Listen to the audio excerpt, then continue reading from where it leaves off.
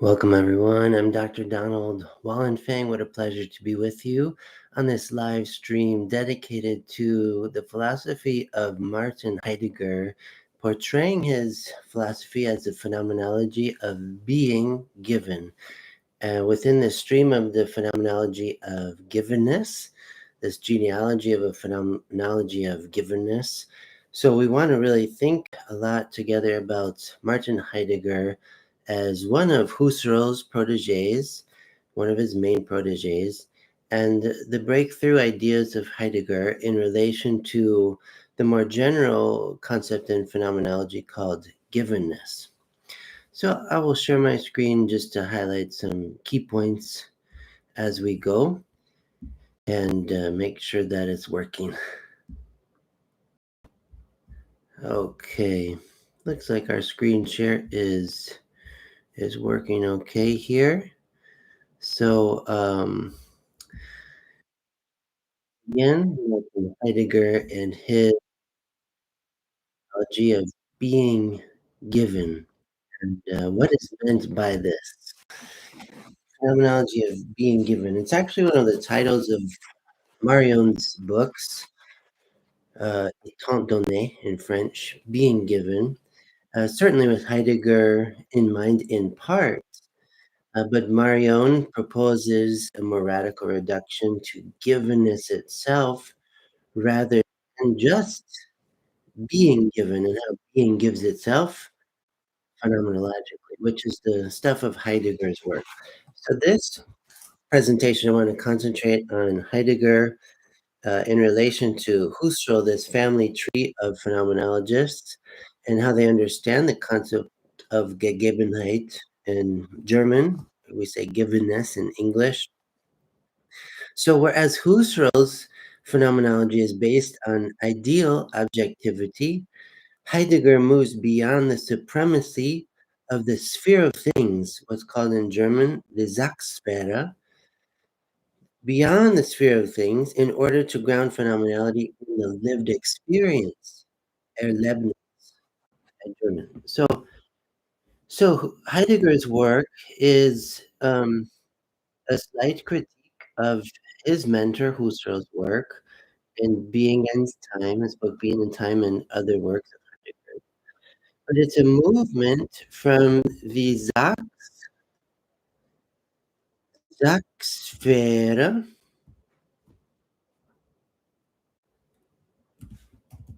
to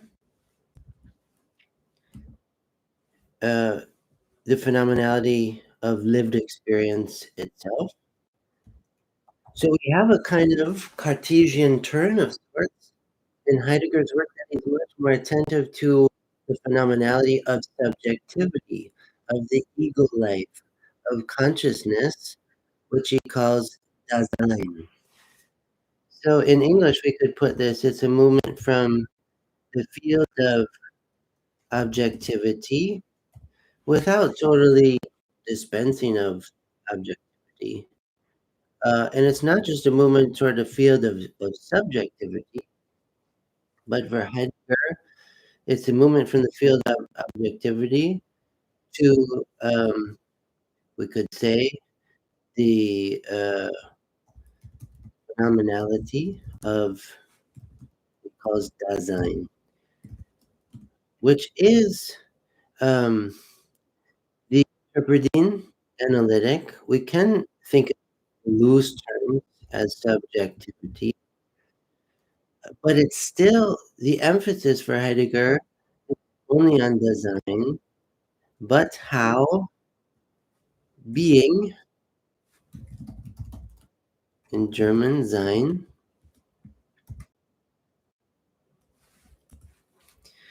gives itself to Dasein.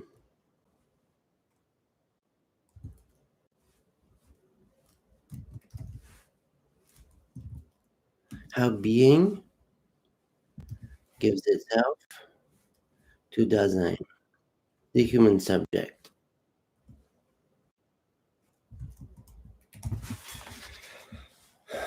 And so altogether, it's a concentration on lived experience as Erlebnis. It's this intertwining of phenomena that give themselves to subjectivity and the exposure to subjectivity, not just of the aesthetic, uh, objective essences of phenomenal givenness, but also in terms of what's happening with design and altogether self-revelation of being. Being here, not as a metaphysical concept per se, not as it's understood in classical metaphysics, and Aristotle asking the question of being in his metaphysics. What is being? What is ousia? What is substance? But for Heidegger, it's a phenomenological construal of being as phenomenon, being giving itself to design through the world of Zayenda, the world of beings, a self showing of being, a self revelation of being as being through beings to the being there of Dasein. Dasein. It's literally in German, da, there, sein, being there. The one who recognizes this self revelation of being. So, this is something of a great breakthrough in modern philosophy. The combination of the Seinsfrage, the question of being, within a phenomenological tonality, especially in his breakthrough being and time.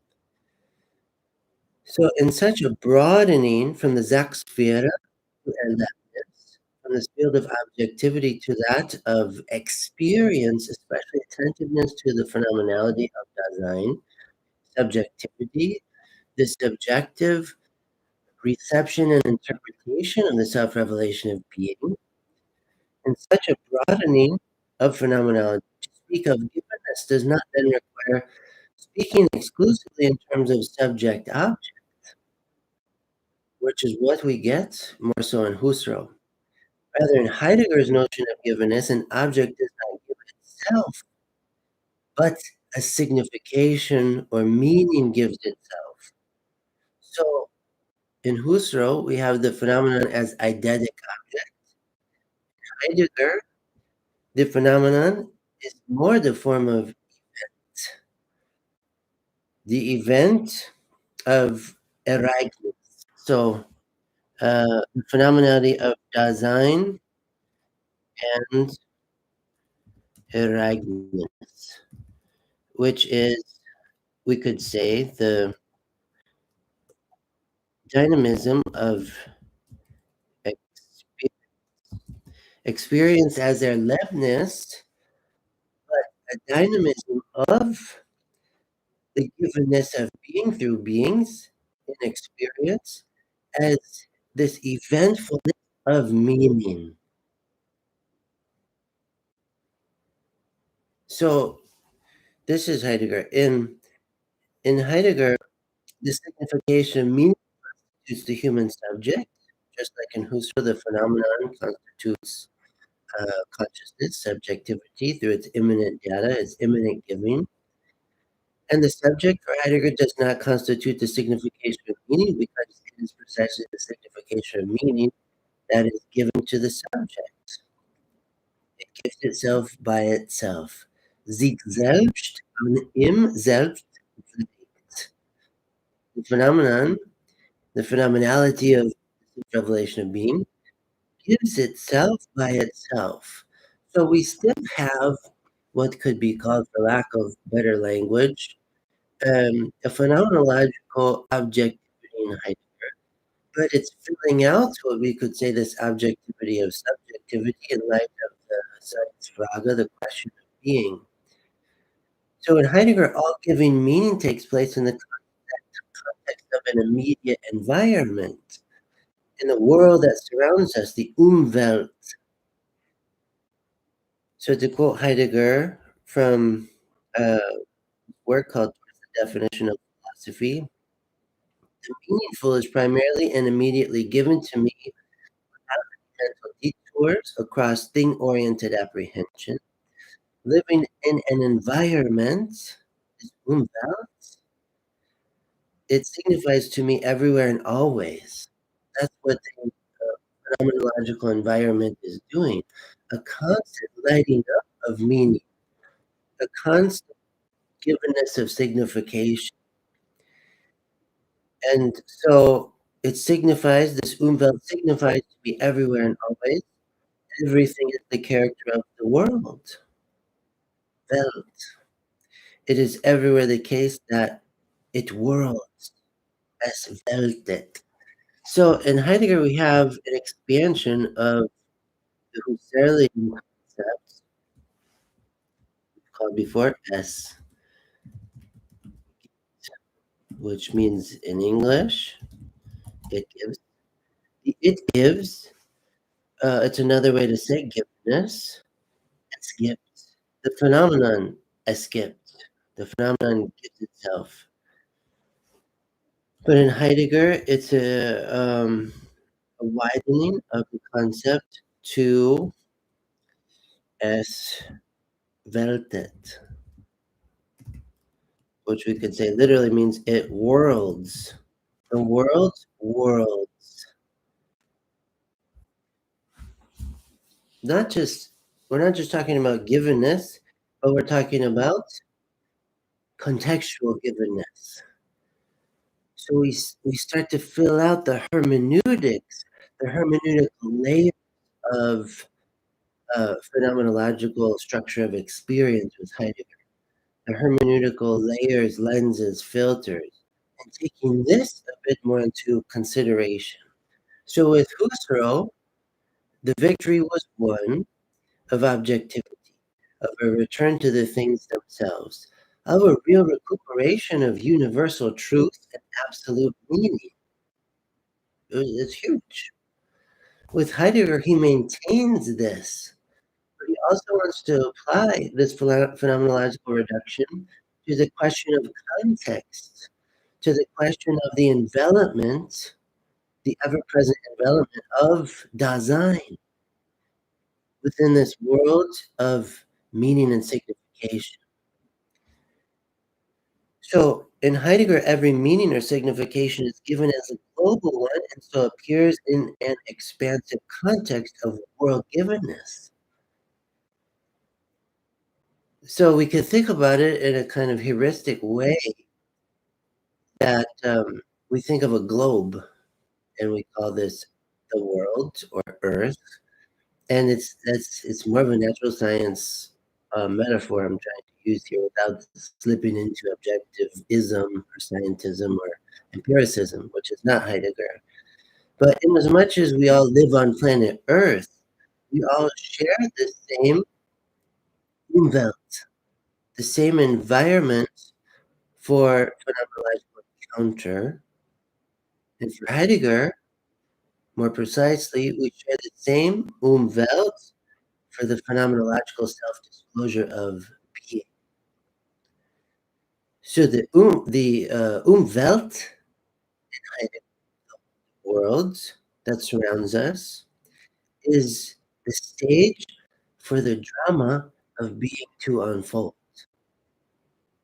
The self, again, not being as a metaphysical concept of being in terms of cause and effect, substance, accidents, form and matter, spirit, material, but in terms of the phenomenological self-showing of the protagonist of Zen. Not even Thomas Aquinas's ipsum esse subsistence, self-subsistent being, but Sein as a dramatic and dynamic um, um, showcase of meaning and signification for Dasein, for the human subject, within this dynamism of experience, Ereignis.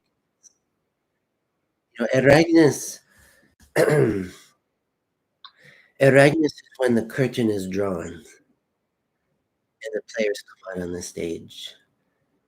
And every phenomenal appearance for Heidegger, some way, part, self manifestation of Sein, of being.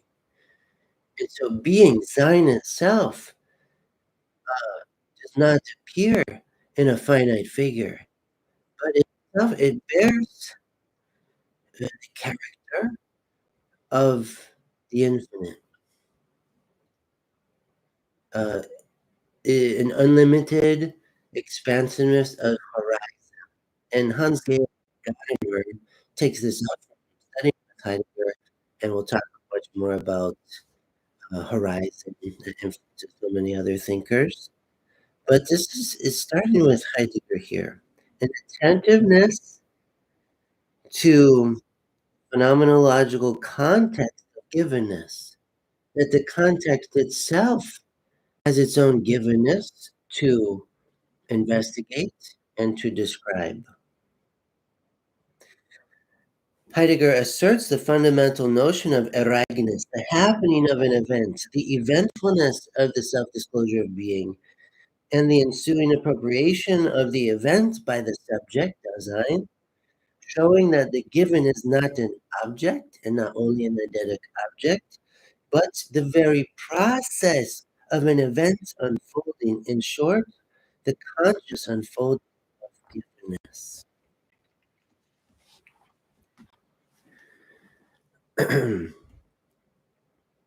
So Heidegger, in towards the definition of philosophy, says that in immediate observation, I do not find anything like an I, like a self, like an ego, in immediate phenomenological observation.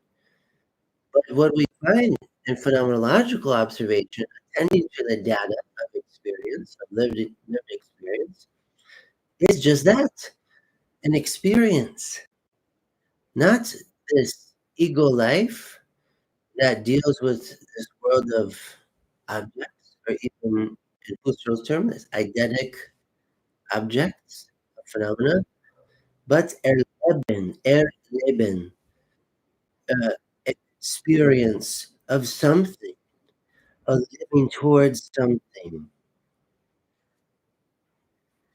So Heidegger's notion of this givenness as Ereignis, as the eventfulness of experience, the effervescence and perpetual eruption of experience, falls between that upon Natorp and Heinrich Kert, thinkers who predated Heidegger. According to Natorp, for instance, the pure given is meaningless in itself, but acquires meaning only once taken up by understanding. Beneath the transcendental ego, otherwise the given cannot appear.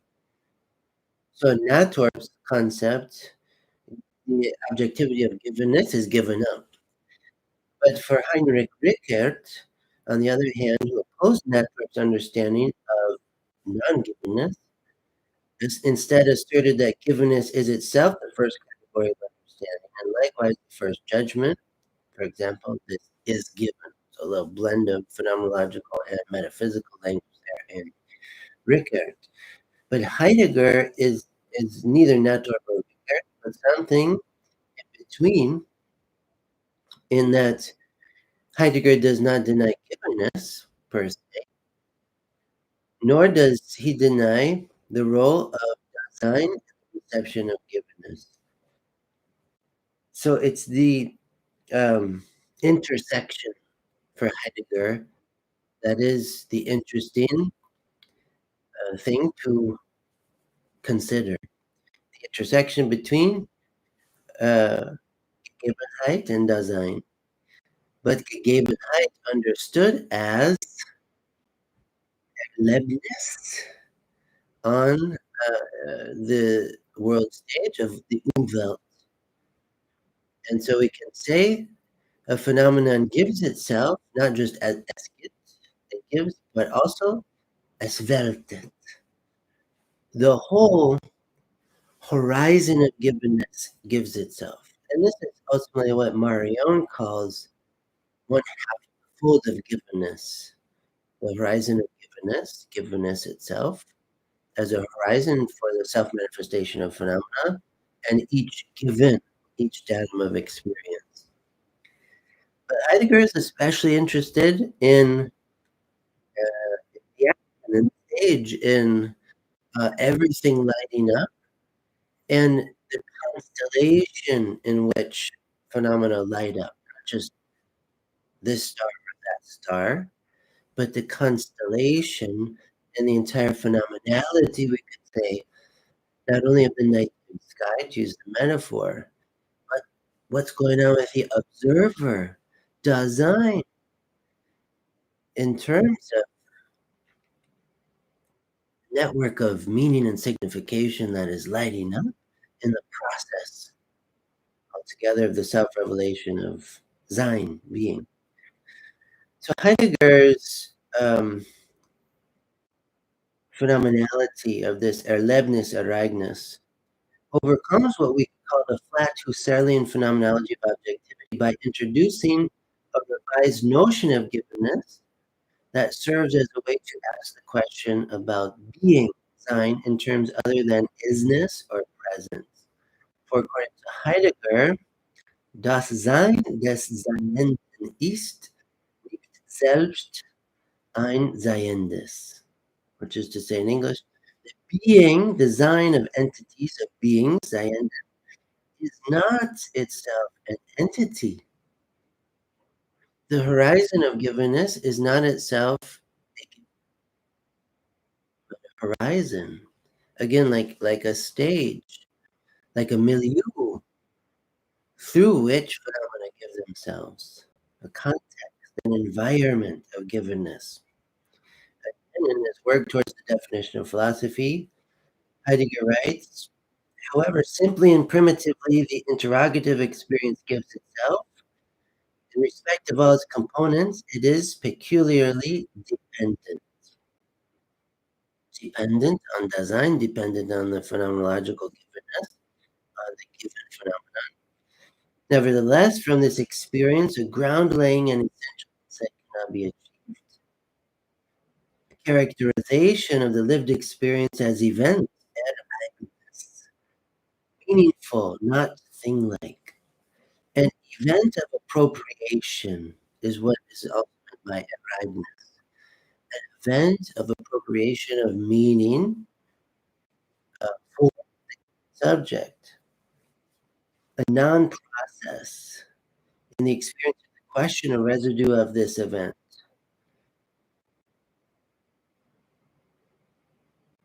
So when we get a radical phenomenological reduction, we start to hit upon things that defy categorization, like process and even phenomenon itself in Levinas. All of the other is an ethical exigency, is Levinas goes so far as to say a non-phenomenon. As far as the whole heritage of phenomenology, because Levinas says to call the other is not givenness or manifestation, something else. Something else even than what's Heidegger talking about here.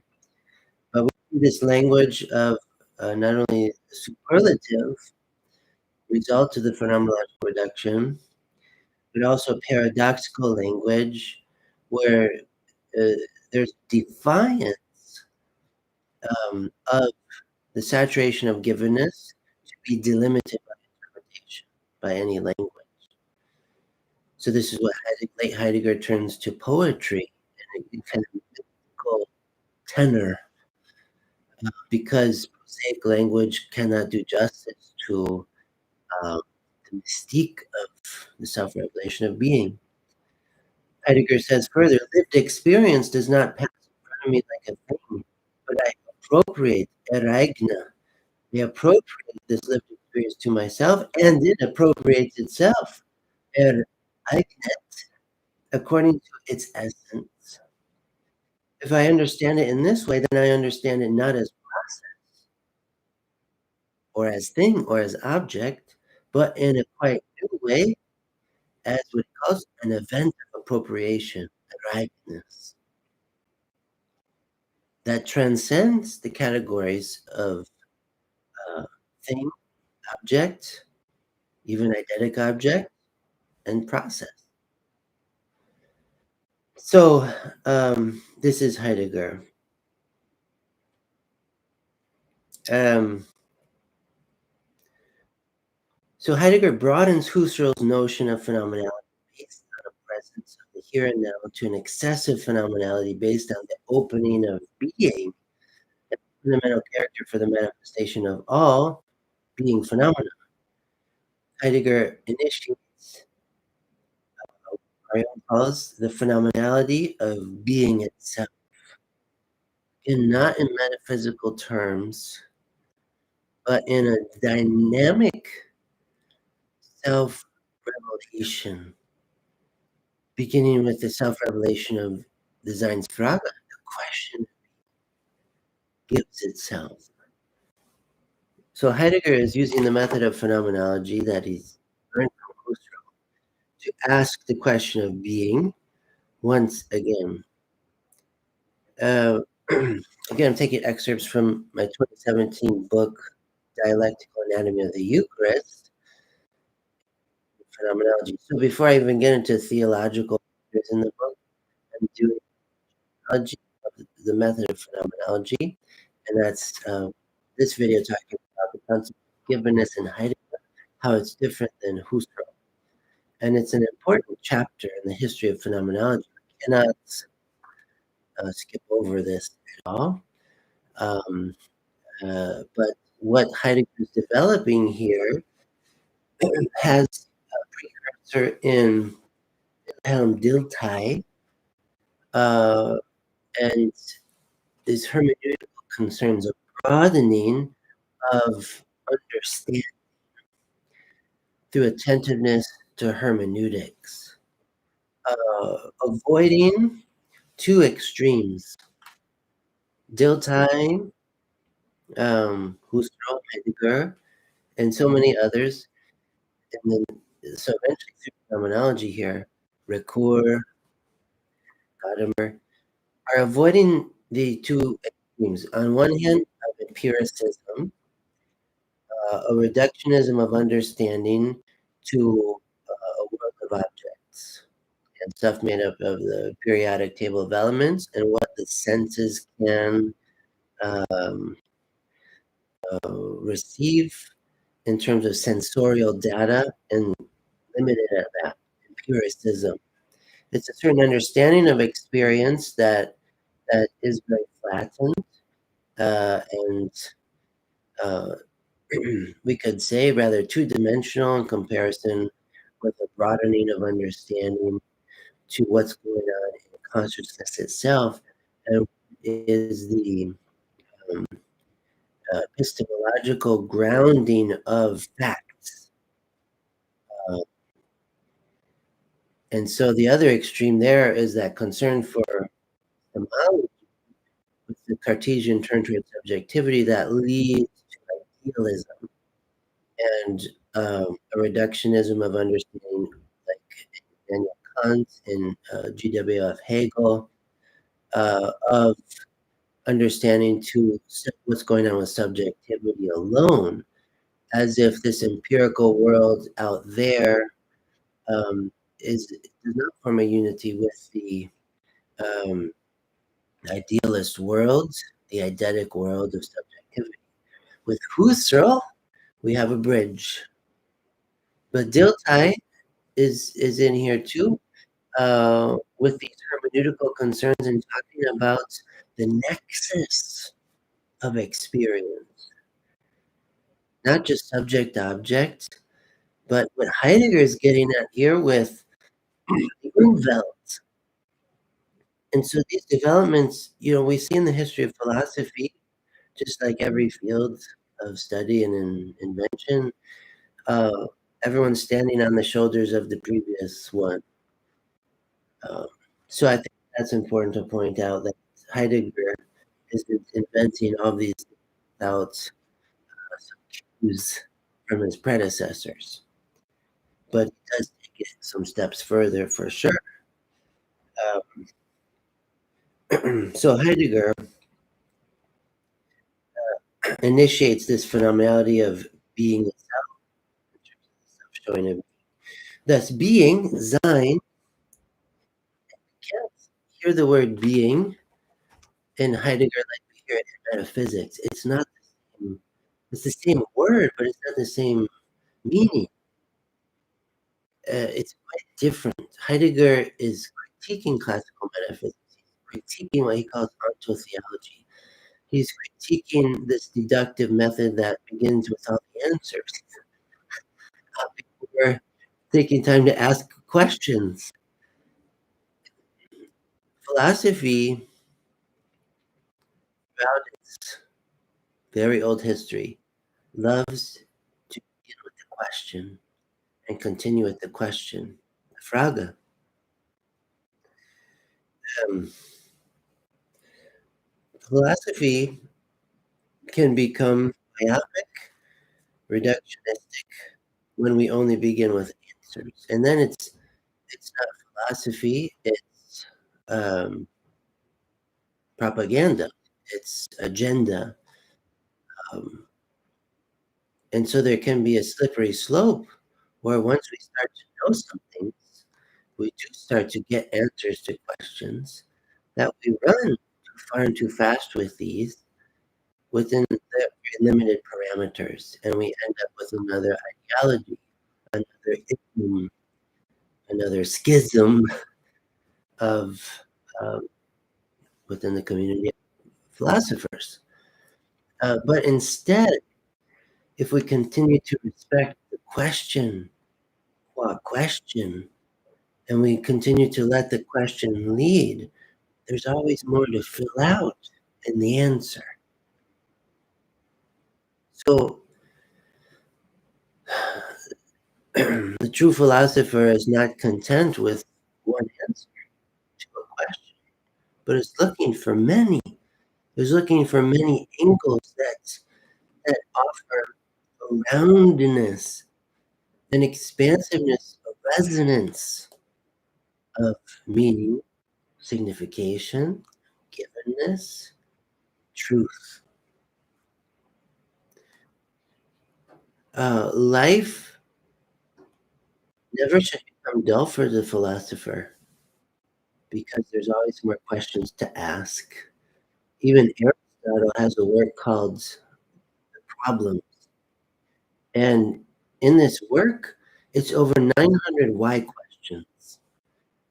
And it's mostly open ended questions. If you take a look at this work, Aristotle, it's just question, question, question, question. Not even looking for immediate answers. And I think for me, as someone who's studied philosophy and theology and natural science and the liberal arts, literature, music, uh, athletics, all these different things. Um, I feel frustrated when a question is raised and someone answers it as if that's the definitive thing, period, done, move on. And everyone's like, okay, that's it. In philosophy, we dialogue. It's a perpetual dialogue where there's question and answer, question and answer, question and answer, deeper, deeper, broader, broader understanding, which we're not done digging the trench until we die. And when we die, oh, there's so many more questions to explore. Um, so for the next generations, and we hope for the one who dies, um, not to solve the mystery, but to live into it, into eternity. And this is where we get into theology. But Heidegger, Husserl, they're bracketing theology. They're bracketing the question of God. They don't care about, in the philosophy, about the existence of God. So it's a methodological atheism as far as theology is concerned, and it's a religious indifferentism in the actual philosophical method itself for these thinkers, Husserl, Heidegger. When we get to the theological turn in phenomenology with Levinas, Ricoeur, Marion, uh, Michel Henry, Louis Chrétien, uh, Louis Marie Chauvet, Emmanuel Falk. So many people are employing the method of phenomenology, Edith Stein, even before these guys. Um, they're employing the method of phenomenology within theological investigation, and that can be done. But for Heidegger, all that's bracketed within his phenomenological reduction.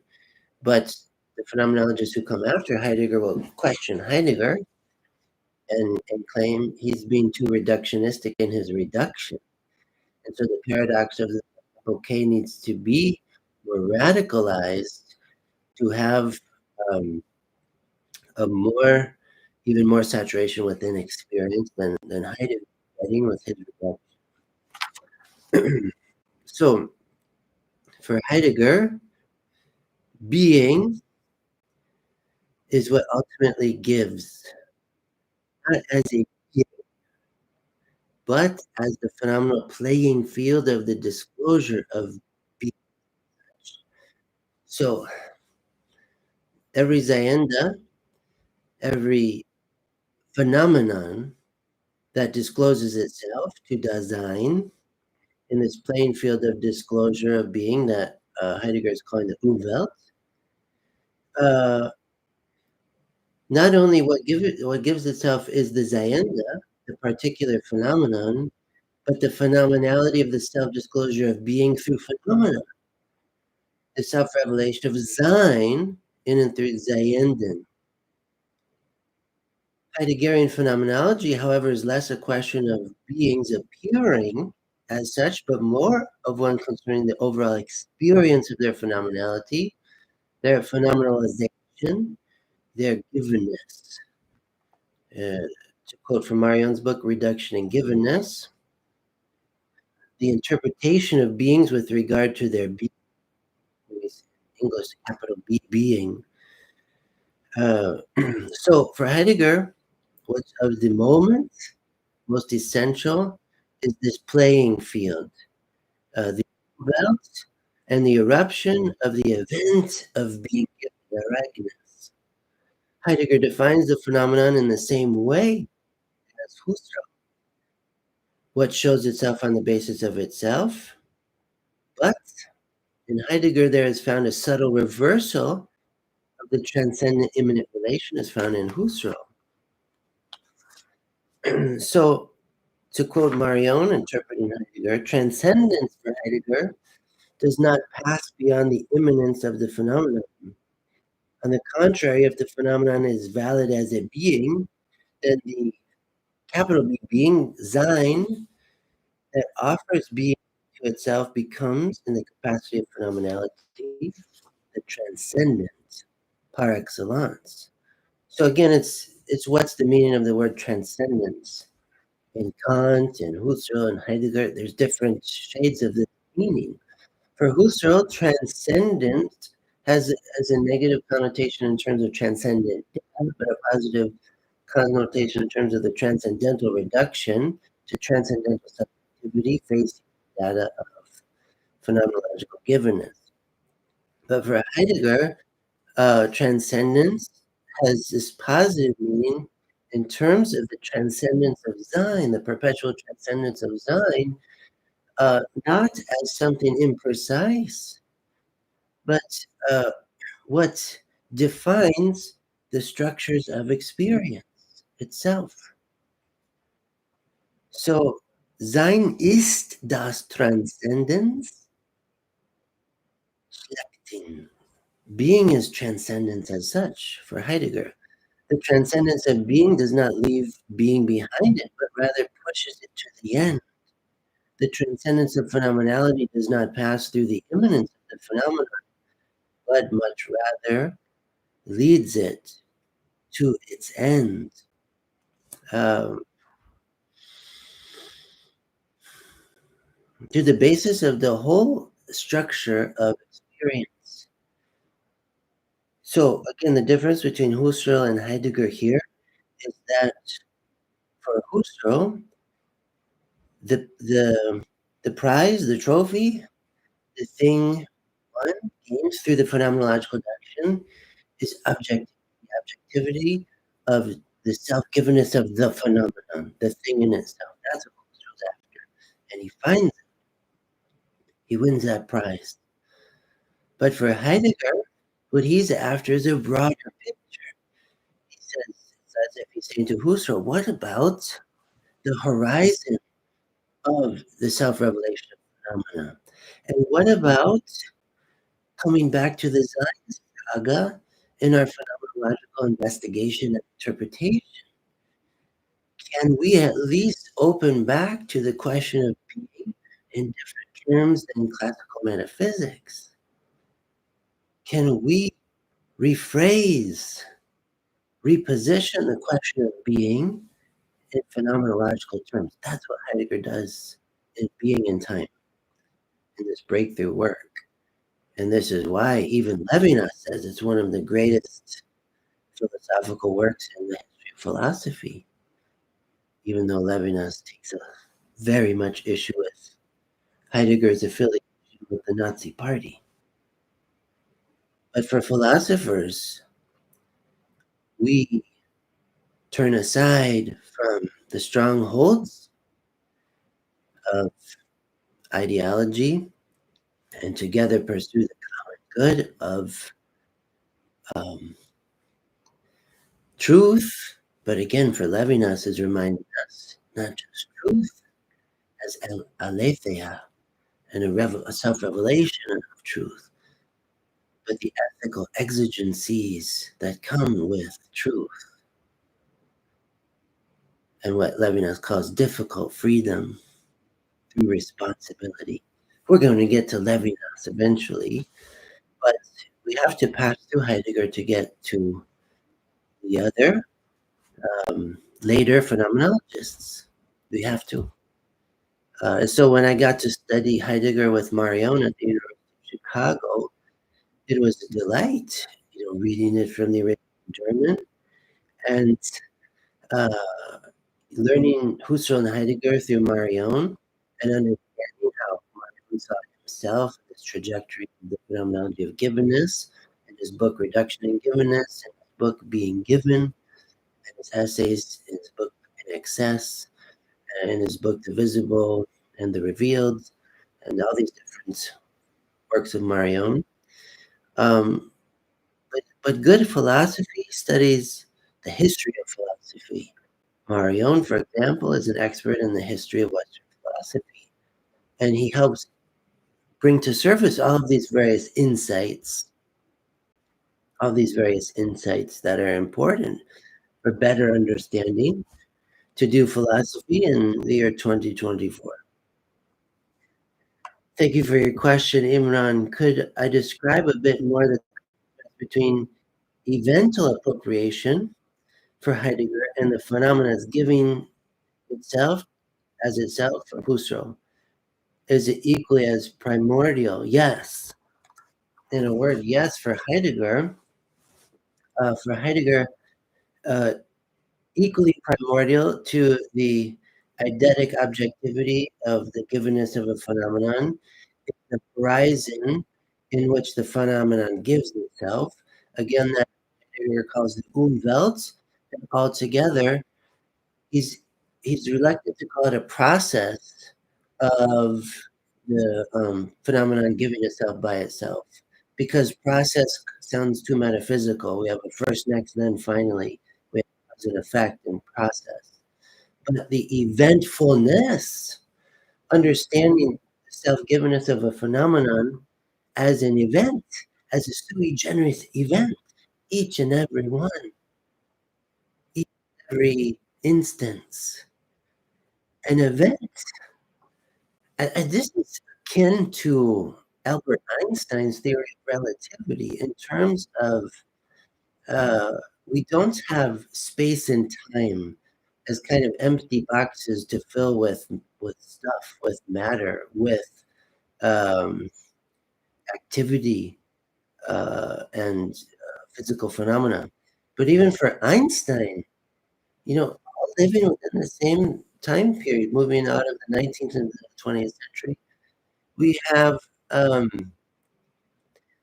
the eventfulness of being, the eventfulness of space-time, not a kind of clunky analysis, and we treat space as one thing, time as another, but there's a space-time continuum of experience in which each event of being generates a spatiotemporal context within the universe. This is an entirely different way to look at things. It's much more precise, lively, contemplative, and not oversimplified. So for Heidegger, yes, the Umwelt, the Ereignis, the horizon of the self-revelation of being is just as primordial. In fact, we can say it's more primordial. It's more original than each and every phenomenon that gives itself. Heidegger will call each and every phenomenon that gives it a Sein, a being. He does not mean an object, and he does not being like metaphysics being with substance and evidence. When Heidegger uses the word Zayenda, he means a. So it's a little confusing because in Marion's analogy, he wants to branch of even in the Heideggerian sense instead of givenness. So, but he's a being, not in a metaphysical sense, but in a phenomenological sense. So Heidegger, um, the inquiry analytic Dasein is so abstract that any subjective terms regarding Dasein's inclusion it for being.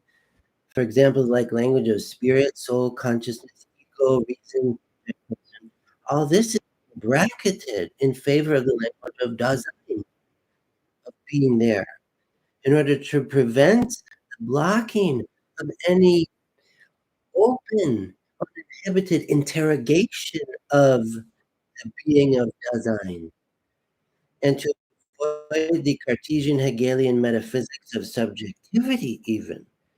This is to quote from Derrida's Book of Spirit. So the philosophy of Heidegger is very radical, and I think I may take one more live stream to unpack this more. But for today, I'm going to try to bring this section to a close. So, thinking again of the broadening of phenomenology from Husserl to Heidegger, very important to understand this movement. And so I take time to try to teach this, what's going on here.